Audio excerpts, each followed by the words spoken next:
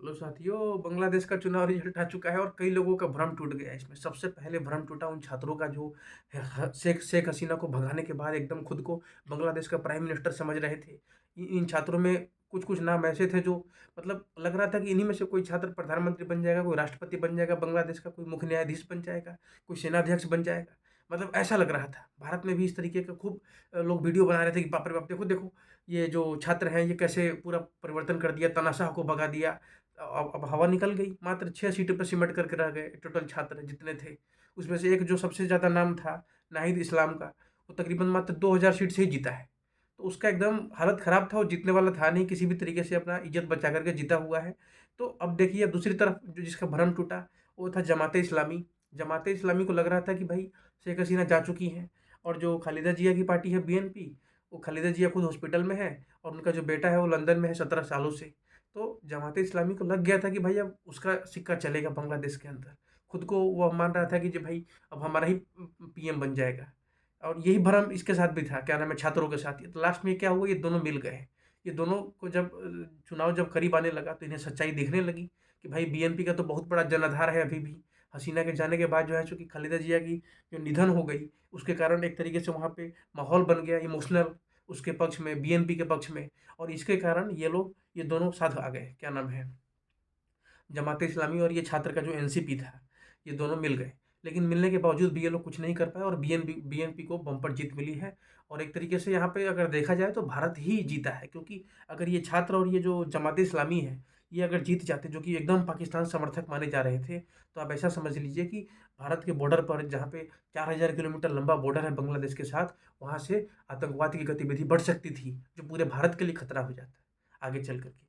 तो एक तरीके से अगर आप देखें तो एनसीपी और जमात इस्लामी दोनों ने साथ मिलकर के लड़ा है, लेकिन फिर भी 80 के अंदर ही सिमट गए। ये लोग चुनाव नहीं, मतलब सरकार नहीं बना पा रहे हैं। तो यह एक तरीके से अच्छी खबर है, क्योंकि अब यहाँ से पाकिस्तान की जो है सो की लिमिट अब दिखेगी। ये लोग इन्हीं में से लोग थे जो बार बार धमकी दे रहे थे कि हिंदुओं को खत्म कर देंगे, हिंदुओं को वापस भगा देंगे, चिकन नेक काट देंगे, भारत का जो नक्शा है उसे तोड़ लेंगे, अपने में मिला लेंगे। अब मिलाएं, हालत खराब हो चुकी है। जनता, बांग्लादेश की जनता ने ही इन्हें सबक सिखा दिया है कि भाई तुम्हारी औकात क्या है। छात्रों को अब उनका घमंड टूट चुका है।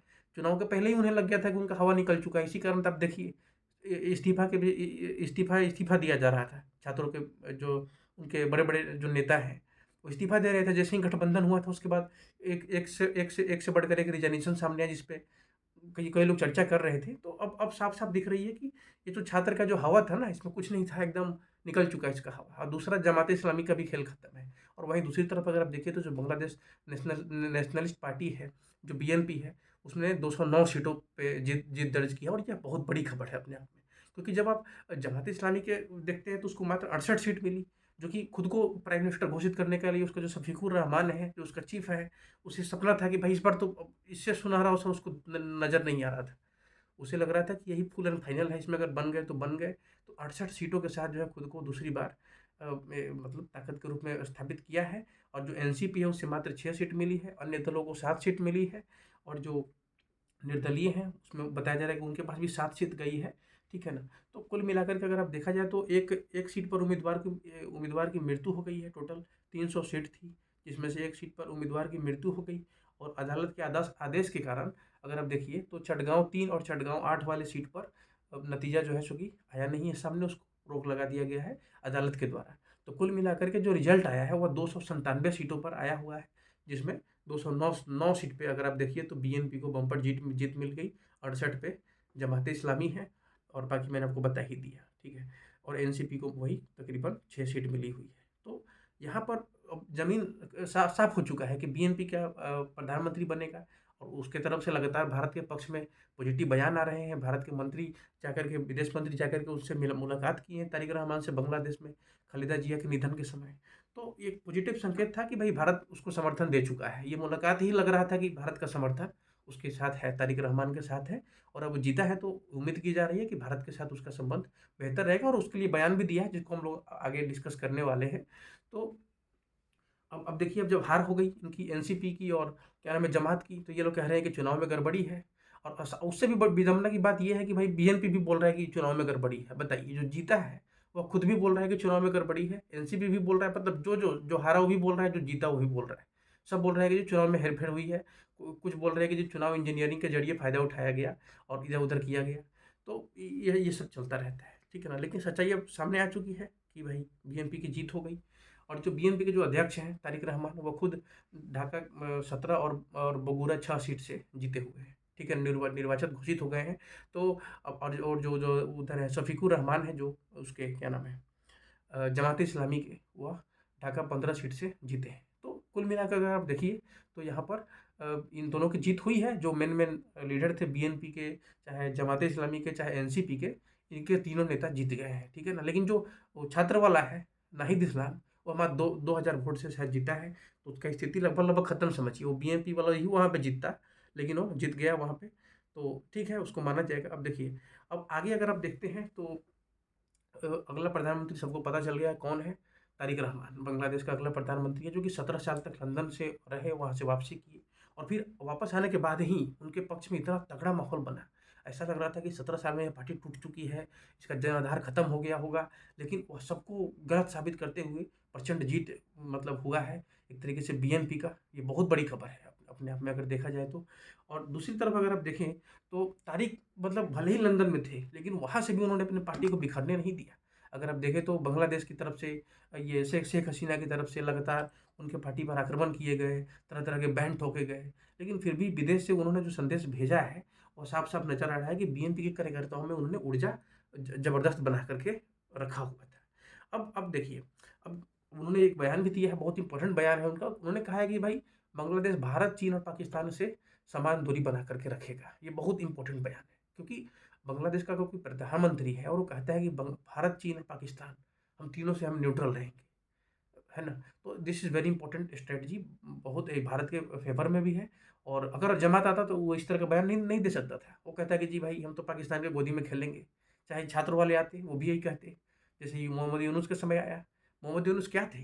वो जमात और ये छात्रों का ही एक बाई प्रोडक्ट थे वो मोहम्मद यूनुस, जो लगातार चीन और पाकिस्तान के साथ, कभी तुर्की के साथ गले मिल रहे थे, नक्शा शेयर कर रहे थे भारत का काट करके अपने में जोड़ करके, है ना? अब हवा निकल गई उनकी, उनके पार्टी की, सबका खेल खत्म।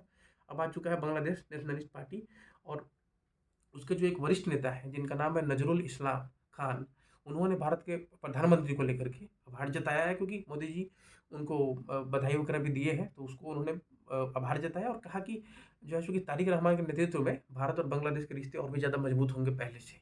तो पहले तो मजबूत उतने नहीं थे, आप सभी को पता है, उसके बारे में हम लोग आगे डिस्कस करेंगे। लेकिन अब उनके जो वरिष्ठ नेता हैं उनकी पार्टी का, बीएनपी के, वो साफ-साफ कह रहे हैं कि भाई भारत के साथ अब हमारे रिश्ते बेहतर होंगे। तो ये एक अच्छी खबर है। और यहाँ से अगर आप देखिए तो भारत के लिए बहुत अच्छी संकेत ये है कि मोहम्मद यूनुस के अंतरिम दौर में पाकिस्तान और चीन के मतलब उनकी नज़दीकी बढ़ गई थी, बांग्लादेश की भारत के साथ दूरी हो गई थी, कई सारे प्रोजेक्ट, कई सारे डील संकट में पड़ गए थे, है ना? और मोहम्मद यूनुस लग नहीं रहा था कि वो भारत के साथ रिश्ते सुधार पाएँगे, मतलब उनका नियत ही नहीं था ऐसा। वो बस आए थे इसीलिए ताकि बांग्लादेश को ज़्यादा से ज़्यादा पाकिस्तान और चीन के करीब धकेल दें। उसमें वो काफ़ी हद तक कामयाब हुए, लेकिन अब मौसम फिर से बदल चुका है, भारत के पक्ष में हवा बहेगी, मुझे जहाँ तक लगता है। अब देखिए आगे क्या होता है। अब उन्होंने पहले जो तारिक रहमान है, उन्होंने पहली संदेश में ही कहा था कि भाई कोई भी जो है सो कि धर्म का हम नहीं इधर-उधर करेंगे। उन्होंने धर्म को लेकर ये कहा था कि भाई धर्म निजी है और राज्य जो है सबका है। यह एक राजनीतिक बयान है और उन लोगों के लिए खास करके इम्पोर्टेंट है जो कि वहाँ पे अल्पसंख्यक है। अगर आप देखिए हिंदुओं का परसेंटेज बांग्लादेश के अंदर तकरीबन 8% बताया जाता है, 8% ही है हिंदू वहाँ पे, ठीक है ना? तो और वहाँ पे जब उस तरह का बयान देते हैं कि जी धर्म निजी है और राज्य सबका है, राज्य सबका है, ये बहुत इंपॉर्टेंट बात है। तो वहाँ से हिंदुओं को भी लगा कि भाई ये तारिक रहमान है जो बात कर रहा है, ये जमाती की तरह आँख बंद करके शरिया का और तालिबान स्टाइल में बात नहीं कर रहा है, ठीक है? तो ये चाहे मोहम्मद यूनुस भी उसी तरीके से बात करते थे वो, भले वो कैमरा पे नहीं बोल रहे हों, लेकिन उनका जो अंदर ही अंदर जो चल रहा था पूरा स्ट्रैटेजी, वो बांग्लादेश को तालिबान बनाने का ही चल रहा था, ठीक है ना?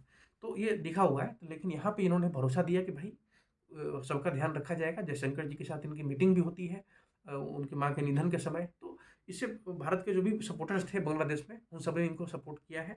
हसीना के सपोर्टर भी इनको सपोर्ट किया है, साफ-साफ दिख रहा है। तो अब आगे अगर आप देखते हैं यहाँ से तो अब यही लग रहा है, उन्होंने ये भी कहा कि कानून व्यवस्था लगेगी और हिंसा पर लगाम भी लगेगी। तो जो अल्पसंख्यकों के खिलाफ जो हिंसा हो रहे हैं, जो लगातार खबर आ रही है कि इधर मारा गया, उधर मारा गया, उस पे भी लगाम भी लगाएँगे, तो अच्छी खबर है कुल मिला कर के। और हालाँकि तारिक रहमान का जो पुराना ट्रैक रिकॉर्ड है बहुत ही खतरनाक रहा था। 2001 से लेकर के 2006 के बीच में अगर आप देखेंगे, तो जब बीएनपी सत्ता में थी, उस वक़्त बांग्लादेश के साथ रिश्ते अपने सबसे खराब खराब चरण पे चल रहे थे भारत के। जब तारिक रहमान की पार्टी का जब वहाँ पे वो था, सत्ता था, वहाँ पे कहा जाता है कि एक हवा भवन नाम से एक महल था, उसी वहीं से सब कुछ वो कंट्रोल करते थे और सत्ता को एक तरीके से केंद्र माना जाता था उस समय। तारिक रहमान वहीं से फैसले लेते थे और वहाँ से होता ये था कि उस दौर में जो है सो कि भारत ने अपने उत्तर पूर्वी में जो उग्रवाद है, उसको काफ़ी हद तक बढ़ते हुए देखा था और तारिक रहमान उसको कहीं न कहीं से हवा दे रहे थे बहुत ज़्यादा। और ख़ास करके जो पाकिस्तान समर्थित जो आतंकी नेटवर्क थे, उसे भी वो संरक्षण दे रहे थे, ऐसे आरोप उन पे लगे, ठीक है ना? और फिर जब आप 2004 में देखिए, तो चटगाँव हथियार कांड या फिर जो उल्फा के बाद जो असम से जो जुड़ा हुआ जो उग्रवाद संगठन था, उल्फा, चाहे जो भी उसको कह लीजिए आप, से जुड़े उस वहाँ पर भी उनका उनके कनेक्शन का आरोप लगा।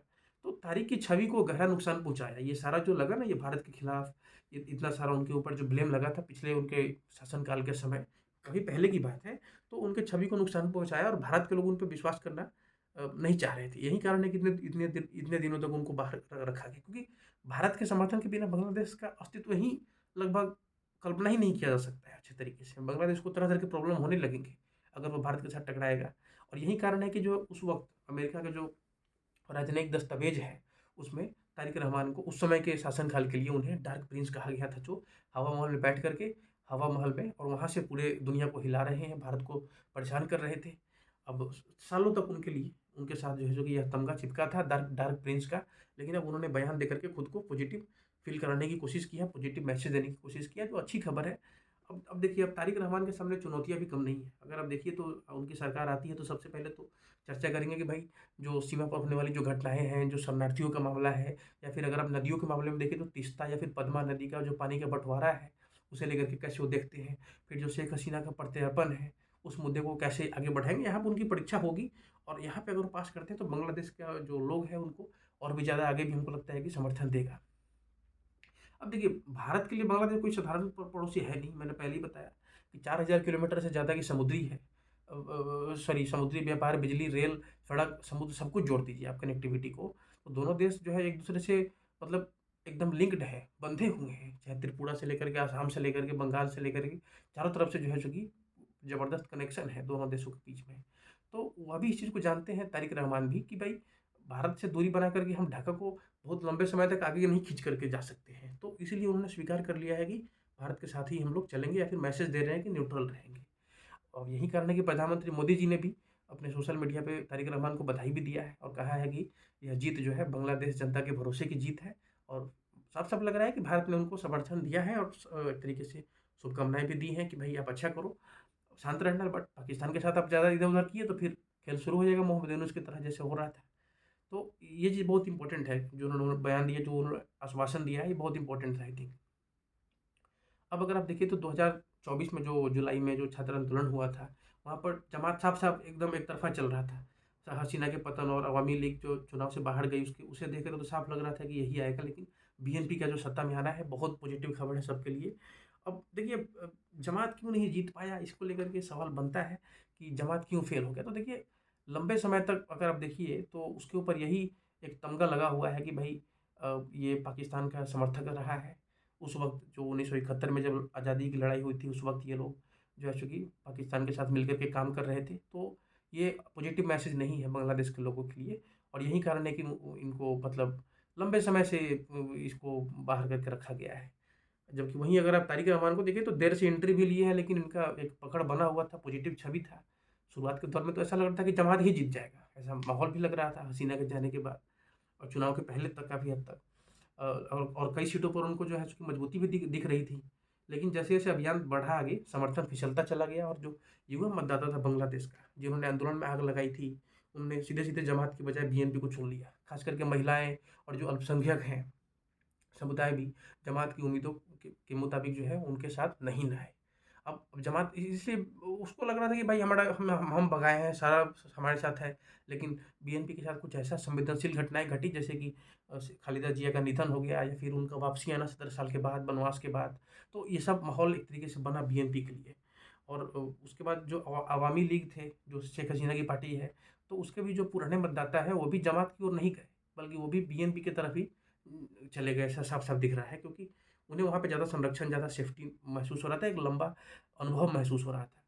और अगर आप जमात का जो इतिहास देखिए, तो उसपे मतलब 1971 के जो मुक्ति संग्राम था, उसमें उसकी भूमिका अगर देखें तो पाकिस्तानी सेना के साथ खड़ा था।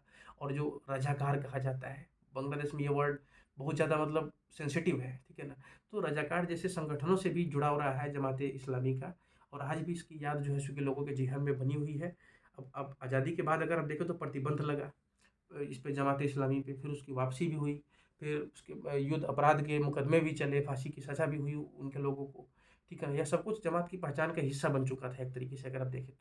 फिर 2013 में जब उसका पंजीकरण को रद्द कर दिया गया, और फिर लंबे राजनीतिक बहिष्कार के बाद जो है, तो जमात ने 2024 में एक बार फिर से खुद को मतलब पेशकश करने की कोशिश की, लेकिन मतलब हाँ, 2024 के बाद अगर आप देखें तो छवि सुधारने की कोशिश की है उसने काफ़ी ज़्यादा। अगर आप देखें तो अल्पसंख्यकों को अधिकार देने की बात की, पहला हिंदू उम्मीदवार को भी उतारा है, जो मेरे पास जो रिपोर्ट है उसके अनुसार साफ-साफ दिख रहा है। तो उसके बाद क्या है कि शरिया कानून के ज़िक्र को भी नरम किया गया। पहले कह रहा था कि भाई शरिया कानून ही लागू कर देंगे बांग्लादेश में, उससे भी पीछे हटे ये लोग। फिर जो है चूँकि अगर आप देखिए तो शफ़ीकुर रहमान ने महिलाओं की सुरक्षा को लेकर, शफ़ीकुर रहमान वही हैं जो जमात-ए-इस्लामी के चीफ़ हैं, प्रमुख हैं।